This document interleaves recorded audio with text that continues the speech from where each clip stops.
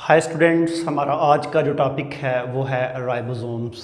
तो हम राइबोसोम्स के बारे में जो है उसका इंट्रोडक्शन वगैरह, उसके स्ट्रक्चर्स, उसके फंक्शंस, उसकी फॉर्मेशंस, उसकी पोजीशंस, इन तमाम चीज़ों के बारे में आज हम डिस्कस करते हैं। तो इसलिए आप तमाम स्टूडेंट जो है वो मेरी एक एक बात को ज़रा गौर से सुनना है। तो स्टार्ट करते हैं हम राइबोसोम्स को। तो स्टूडेंट्स, राइबोसोम्स की जब आप बात करते हैं तो राइबो एंड जोम्स दो वर्ड हैं। राइबो का मतलब होता है ग्रैन्यूल्स और सोम्स का मतलब होता है बॉडी। जब भी आपके पास ये एक प्लांट बॉडी है, लिविंग ऑर्गेनिज्म है प्लांट, आप इसके किसी भी सेल को देखें, क्योंकि प्लांट जो है ये एक यूकैरियोटिक सेल्स है, आप इसके किसी भी सेल्स को देखें तो इसके सेल्स के अंदर छोटे छोटे ग्रैन्यूल्स होंगे, दाने होंगे।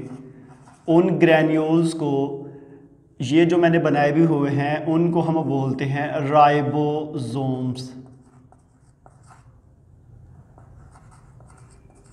तो फिर राइबोसोम्स का आपको नेम क्लियर हो गया कि राइबोसोम्स का मतलब क्या होता है। यूकैरियोटिक सेल्स या प्रोकैरियोटिक सेल्स में पाए जाने वाले छोटे छोटे ग्रैन्यूल्स जो होते हैं उनको हम बोलते हैं राइबोसोम्स। तो उसके बाद हम चलते हैं राइबोसोम्स की इंट्रोडक्शन की तरफ। पहली बात मैंने वैसे ही बता दी कि ये टाइनी ग्रैन्यूल्स होते हैं। ऐसे ग्रैन्यूल्स जो स्मॉल साइज़ के हों उनको हम टाइनी ग्रैन्यूल्स कहते हैं। एक साइंटिस्ट था जॉर्ज पैलेडे, इसने 1955 में राइबोसोम्स को डिस्कवर किया। और राइबोसोम्स दोनों तरह के सेल्स में पाए जाते हैं, प्रो एंड यू। दोनों सेल्स के बारे में हमारे प्रीवियस लेक्चर जो हैं आप उनको देख सकते हैं कि प्रोकैरियोटिक सेल्स क्या हैं और यूकैरियोटिक सेल्स क्या हैं, और आपका कॉन्सेप्ट बिल्कुल क्लियर हो जाएगा। तो ये हमारे पास राइबोसोम्स का इंट्रोडक्शन था। टाइनी ग्रैन्यूल्स, स्मॉल साइज़ के दाने। उसके बाद जॉर्ज पैलेडे डिस्कवर्ड 1955, और उसके बाद हमारे पास it presents in eukaryotic as well as prokaryotic cells. Understand. तो उसके बाद है केमिकल कंपोजिशन। जब भी आप राइबोसोम्स की केमिकल कंपोजिशन की बात करते हैं तो राइबोसोम दो चीज़ों से मिलकर बना होता है। इसके अंदर आरएनए भी होता है, आरएनए के साथ इसमें प्रोटीन भी मौजूद होती है। इसी वजह से हम इसको राइबो न्यूक्लियो पार्टिकल भी कहते हैं। Ribo nucleo particle, nucleo word जो है वो न्यूक्लिक एसिड से है, और न्यूक्लिक एसिड की दो टाइप्स होती हैं, डीएनए और आरएनए। तो क्योंकि इसमें आरएनए मौजूद है वहाँ से न्यूक्लियो ले लिया, और राइबो मीन ग्रैन्यूल्स हैं और इसमें प्रोटीन भी पाई जाती है, तो इसलिए हम इसको राइबो न्यूक्लियो पार्टिकल भी कहते हैं, आरएनए प्रोटीन पार्टिकल भी कहते हैं। ये है इसकी केमिकल कंपोजिशन। अब केमिकल कंपोजिशन के अंदर इसकी परसेंटेज वेरी करती है। डिफरेंट बुक्स के अंदर जो है वो आरएनए और प्रोटीन की जो कॉन्सेंट्रेशन है वो वेरी करती है, 60-40, 50-50, 70-30, कि इतने परसेंट प्रोटीन है इसमें, इतने परसेंट आरएनए है। और आरएनए कौन सा, जिसको हम राइबोसोमल आरएनए कहते हैं। ठीक है जी। उसके बाद हम अगर इसकी पोजीशन की बात करें कि राइबोसोम्स की पोजीशन क्या है, राइबोसोम्स कहाँ पे पाया जाता है, तो राइबोसोम पोजीशन के लिहाज से इसकी दो तरह प्रेजेंट होता है सेल में। या तो ये फ्रीली होगा या रफ एंडोप्लाज्मिक रेटिकुलम के साथ अटैच होगा।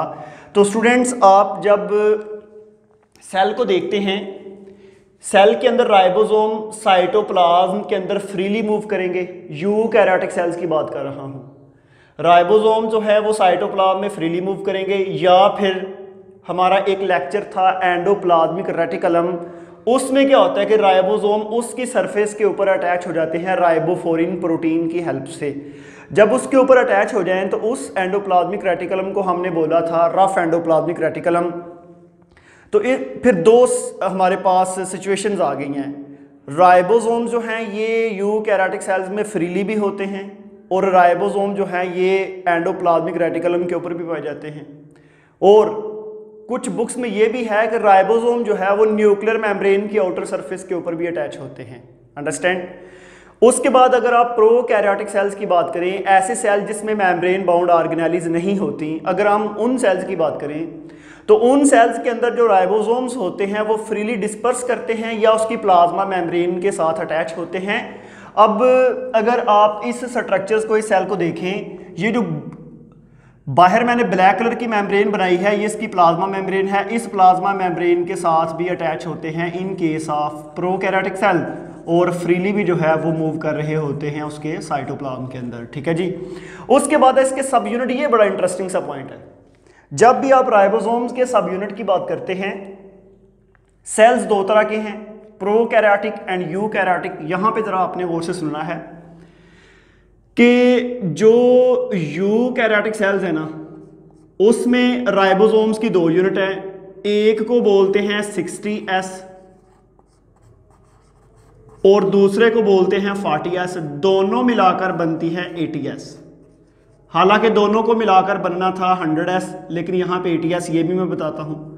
जब आप प्रोकैरियोटिक सेल्स की बात करते हैं, उसमें एक यूनिट जो है वो होती है 50S और दूसरी जो स्मॉलर है वो होती है 30S। दोनों को मिलाकर बनता है 80S। हालांकि बनना तो दोनों को मिला के चाहिए था 80S, लेकिन यहाँ पे 70S बन रहा है। तो ये दोनों का मैं आपको एक्सप्लेन करता हूँ, सब यूनिट की बात कर रहा हूँ। देखें भाई, पहले तो S का आपको क्लियर हो कि ये S क्या है। S का मतलब होता है स्वेडबर्ग, अंडरस्टैंड।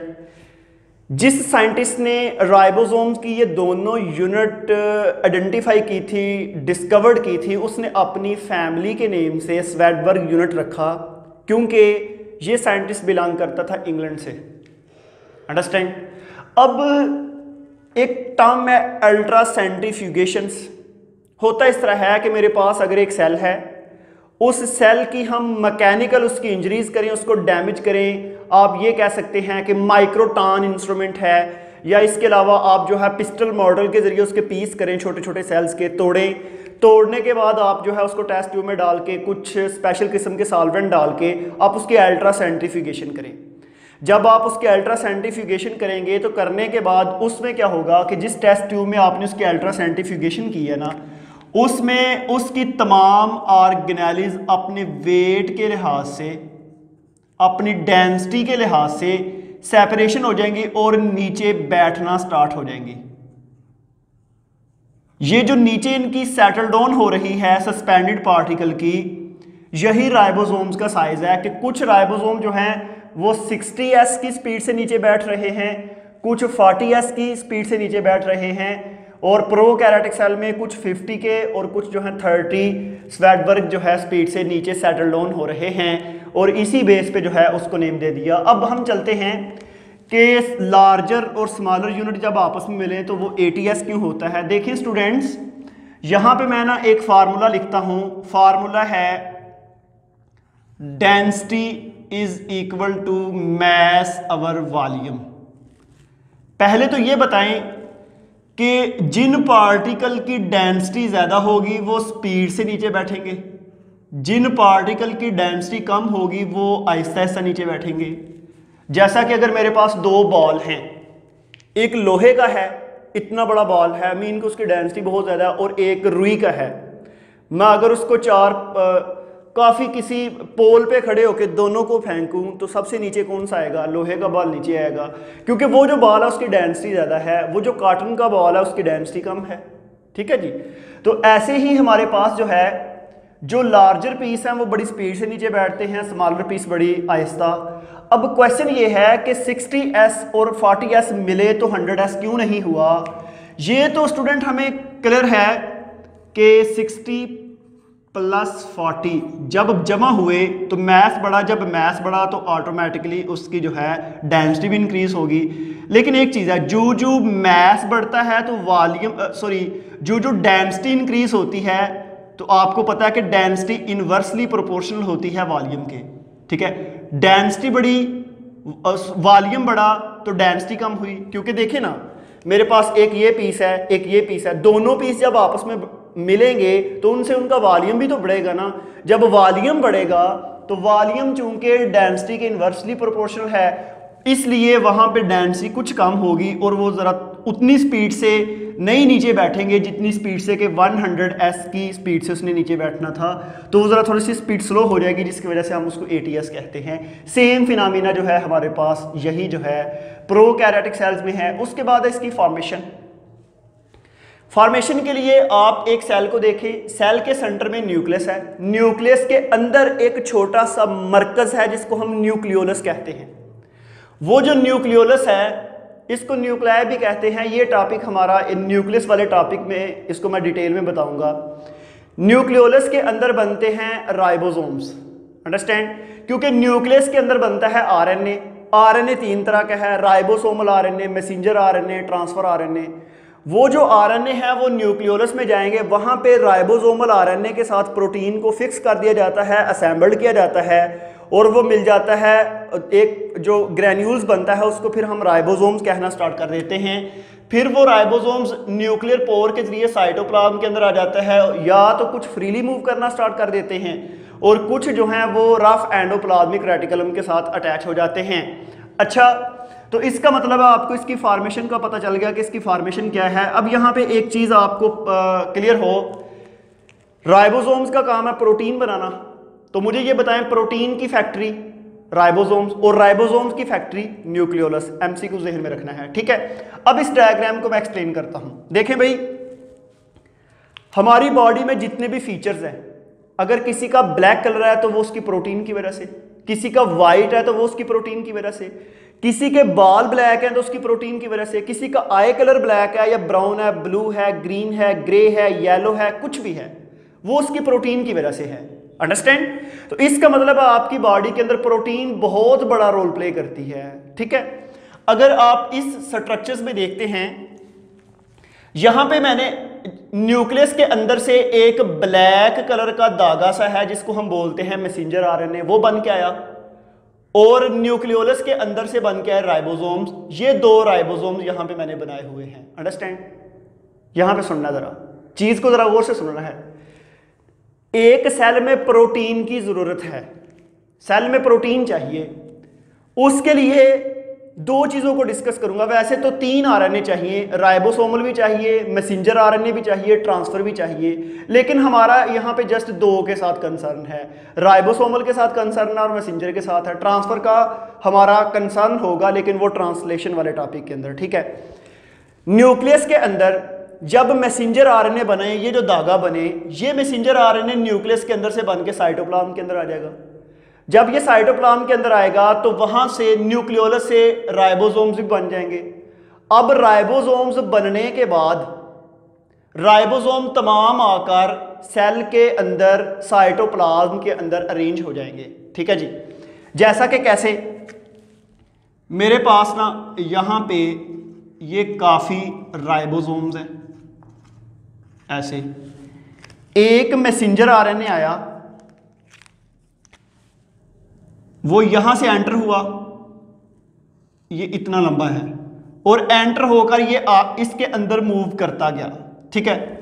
अक्सर हम कहते हैं कि फॉर एग्जांपल ये मैसेंजर RNA है, मैसेंजर RNA के ऊपर 2 राइबोसोम्स यूनिट अटैच होंगे, 60S और 40S, आपस में दोनों मिलती हैं एक आयन की वजह से जिसको हम बोलते हैं magnesium ion.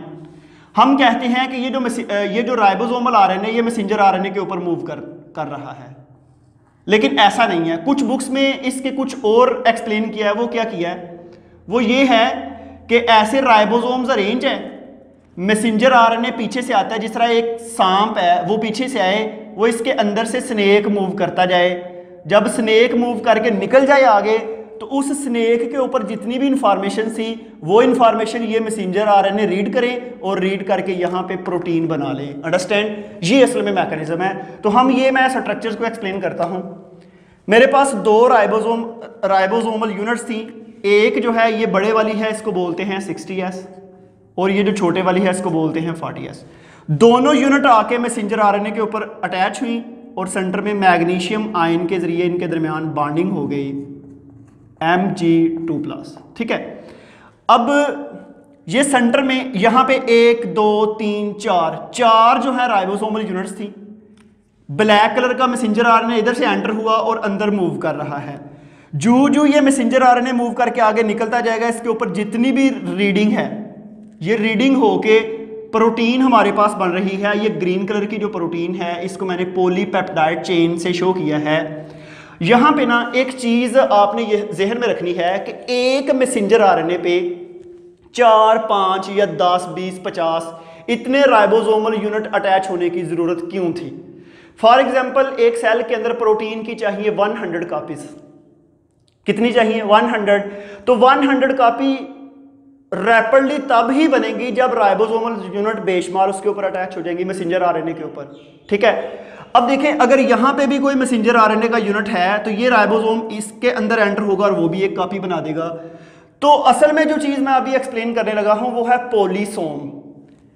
1, 2, 3, 4 messenger RNA nucleotide different body attach हुई हुई है। सोम का मतलब होता है बॉडी, पोली का मतलब मैनी।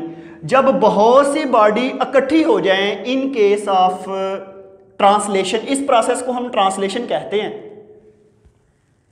यहां पे मैं एक चीज और आपको बता दूं कि न्यूक्लियस के अंदर डीएनए होता है डबल स्ट्रैंड, उससे जब आरएनए बनता है, मैसेंजर आरएनए या राइबोसोमल आरएनए या ट्रांसफर, उसको बोलते हैं ट्रांसक्रिप्शन।